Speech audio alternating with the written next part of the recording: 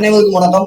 கடந்த 2 நாளுக்கு முன்னாடி பார்த்தீங்கன்னா, சோசியல் மீடியால பயங்கரமா பரபரப்பா பேசப்பட்டது என்னன்னு பார்த்தீங்கன்னா, நம்ம தமிழக முதல்வர் தளபதி விஜய் அண்ணாவ ஆபாசமா ஒருமையில திட்டி வீடியோ போட்டு பதிவு பண்ணியிருந்தாப்புல. ஸோ எல்லாருமே இதை பார்த்து கொந்தளிச்சு போய் இவன் மேல நடவடிக்கை எடுக்கணும், கைது கைது நடவடிக்கை எடுக்கணும் அப்படிங்கிற மாதிரி நிறைய பேர் வீடியோ போட்டு பேசணும். அதே மாதிரி இவங்களோட ஐடியை டேக் பண்ணி போலீஸ்க்கு ரிப்போர்ட் பண்ணாங்க. இவன் வந்து பார்த்தீங்கன்னா திமுகவுடைய கைக்கூலி.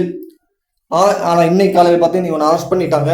உடனே திமுக கருத்து சுதந்திரம் இல்லையா, அந்த ஆட்சியில கருத்து சுதந்திரம் போச்சா அப்படிங்கிற மாதிரி தூக்கிட்டு வராங்க.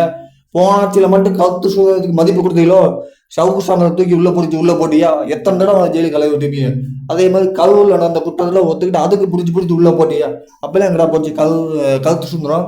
இப்ப மட்டும் என்னமோ நல்ல ஆட்சி கொடுத்த மாதிரி வந்து பொங்குறீங்க. எல்லா ஆட்சியிலுமே குற்றம் நடக்கத்தான் செய்யும்.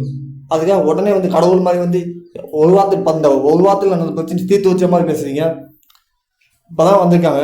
அதுக்கப்புறம் ஸ்டெப்பா தான் எல்லாமே நடவடிக்கை எடுப்பாங்க. அதுக்குள்ள எல்லாரும் பண்ணிக்க முடியுமா? என்னமோ திமுக ஆட்சியில எல்லா குற்றங்களுக்கும் நடவடிக்கை எடுத்த மாதிரி ஆளாளுக்கு வீடியோ போட்டு பேசிட்டு இருக்கீங்க. நீங்க நடவடிக்கை எடுக்காதனால தான் இன்னைக்கு இந்த குற்றம் வந்துட்டு இருக்கு. நீங்க அன்னைக்கே நடவடிக்கை எடுத்திருந்தீங்கன்னா யாரும் இந்த குற்றம் பண்ணியிருக்க மாட்டாங்க.